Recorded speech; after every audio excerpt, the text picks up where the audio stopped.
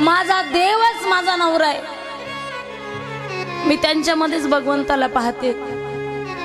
कदाचित देवानेच ठरवलं असेल हिच्या जीवनात एवढे संकट आहे तर मी स्वतः यावं। राधेसाठी आलाच ना, रुक्मिणीला सुद्धा घेऊन गेलास ना, आणि म्हणून हा परमार्थ त्यांच्यामुळे टिकून आहे। नाही त्यांनी जर ठरवलं असतं तर एका मिनिटात मला आळंदी सोडावी लागली असती। त्यांनी जर ठरवलं असतं कीर्तन बंद करायची तर एका मिनिटात केलं असतं महाराज। पण त्यांनी मला सांगितलं घाबरू नको, मी तुझ्या बरोबर आहे, जगाला काय करायचं करू दे, मला व्यवस्थित आहे ना। मला वाटते परमार्थाचं चीज फळ जर मला काय असेल तर माझ्या घरातली माणसं तुमच्यासारखी भेटलेली ही देव माणसं। मला माहिती आहे श्रीमंताच्या घरी रोज दिवाळी होत असते, श्रीमंताच्या घरी रोज दिवाळी होत असते, गरीबाला मात्र दिवाळीच्या दिवशी सुद्धा दिवाळी करता येत नाही। आणि आपण सगळे शेतकरी आहोत, कष्टकरी आहोत।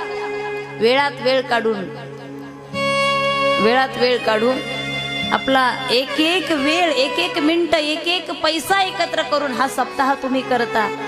म्हणून आम्ही सगळी कलाकार मंडळी जीव ओततो याच्यावरती। तर आम्हाला माहिती आहे संसारामध्ये भरपूर दुःख आहे, पण 7 दिवसामध्ये जर आम्ही तुम्हाला आनंद देऊ शकलो नाही तर काय केलं आम्ही। आज खऱ्या अर्थाने ही कथा ज्यांच्यामुळे अगदी स्वरेल सुरेख सुनंद अशी होते ते आमचे प्रजित महाराज आहेत। तुम्ही नसते तेवढं धाडसही आलं नसतं, तुम्ही नसते तेवढा आनंदही कदाचित आला नसता। त्यांची माझी पहिली भेट आहे कथेमध्ये।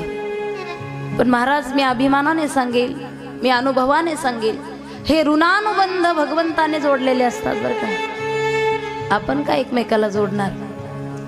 आमचे कृष्णा महाराज आहे, त्यांच्या नावामध्येच कृष्ण असल्यामुळे त्यांच्या अंगामध्ये फार सुंदर कला आहे। बाबा स्वतः पखवाज वाजवतात, मृदंग असू द्या, तबला असू द्या, हे वादन करत असताना कधी कधी बोटातून रक्त वाहतं आणि ही तपश्चर्या करून इथपर्यंत माणूस येतो। इथं उपस्थित आमचे बंधू पांडुरंग महाराज शास्त्री अंबुरे, ज्या वेळेस आमच्या घरावरती आमच्यावरती संकट आलं, पांडुरंग महाराज पांडुरंगासारखे उभे राहिले। कोणताच माणूस छोटा नसतो, कुणाला कमी लेखणं ही फार मोठी चूक असते आपल्या जीवनामध्ये। मी खरं सांगू तुम्हाला, अरे मोठं सगळ्यांना होता येतं। आज तुम्ही 25 वर्षाचे झाले, उद्या 26 वर्षाचे व्हाल, मोठं सगळ्यांना होता येतं, लहान होता आलं पाहिजे। श्रीमंती सगळ्यांना सांगता येते, अरे श्रीमंती सांगणे हे सोपी गोष्ट आहे, सगळ्यांना सांगता येते श्रीमंती, पण गरिबी सुद्धा छाती ठोकपणे सांगितली पाहिजे। ज्याला गरिबी सांगता येते ना त्याला माणसातला माणूस कळतो, ज्याला गरिबी कळते ना त्याला माणुसकी चांगली कळते। श्रीमंतीची झालर रावणाला लागली आणि मरावं लागलं। आज म्हणजे जेव्हा तुकाराम बाबांचा फोन आला, लांब वाटलं मला गाव, पण बाबा आज मला हे गाव फार जवळचं वाटतंय, आज मला हे माहेर झाल्यासारखं वाटतंय। घनश्याम भाऊ यांनी सगळ्यांनी कापड दुकानामध्ये नेलं, म्हटले ताई तुम्हाला जी आवडेल ती साडी घ्या। मला माझ्या बापानंतर कुणीतरी असं म्हटलं, साड्या खूप आहेत, खूप येतात, पण ह्या आपुलकीचे शब्द भगवंता चरणी प्रार्थना आहे, मला लाख भेटो अशी इच्छा नाही रे, पण लाखासारखे माणसं माझ्या जीवनामध्ये टिकून ठेव, बस काही नको। आता मी फार भाग्यवान आहे, वारकऱ्याच्या घरी माझा जन्म झाला, ज्या घरामध्ये मला दिलं, माझा पती सुद्धा परमेश्वर आहे, कधीच मला अडवलं नाही। लोकांनी टीका केली, पण 2 महिने माझ्या हातामध्ये मोबाईल दिला नाही, मला काय वाटन? सगळं संकट त्यांच्यावरती ओढून घेतलं. माझ्या हातामध्ये मोबाईल येऊ दिला नाही. पण 2 महिन्यानंतर जेव्हा माझ्या हातात मोबाईल आला तर मी त्यांचा विचार करू लागले, त्यांना काय वाटलं असेल. मी मनाने धीट आहे, पण त्यांच्यामध्ये एवढं धाडस आलं कुठून?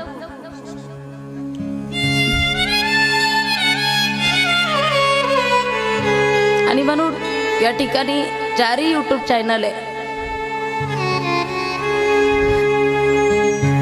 भगवंत कसा दिसतो मला माहित नाही, देव कसा असतो मला माहित नाही. माझा देवच माझा नवरा आहे. मी त्यांच्यामध्येच भगवंताला पाहते.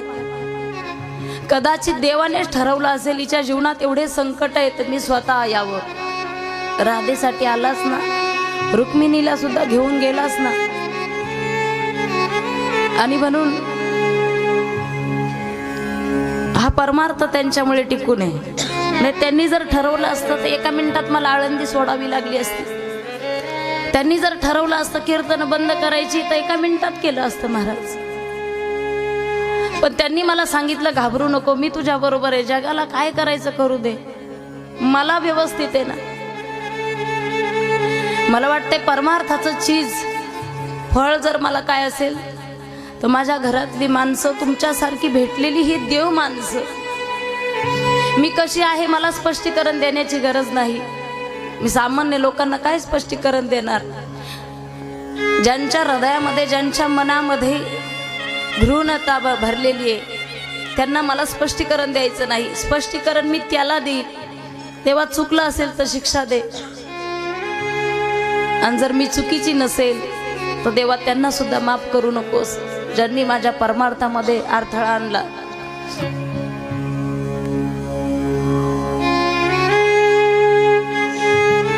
बाबा सकाळी म्हटले 11 वाजताच चालू करायची कथा,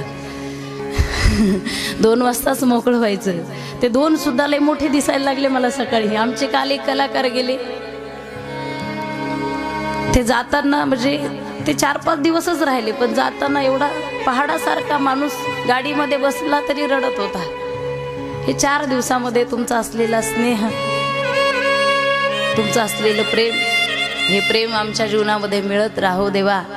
मला वाटतंय ज्याला देवाचं प्रेम मिळतं, ज्याला या लोकांचं प्रेम मिळतं, परमार्थिक लोकांचं प्रेम मिळतं, तर एका ठिकाणी संत महात्मे म्हणतात, एका ठिकाणी काही कवी वर्णन करतात, तुमच्याजवळ त्या ठिकाणी सोनं असेल, पैसा असेल, पण माझ्याजवळ काय आहे ऐका.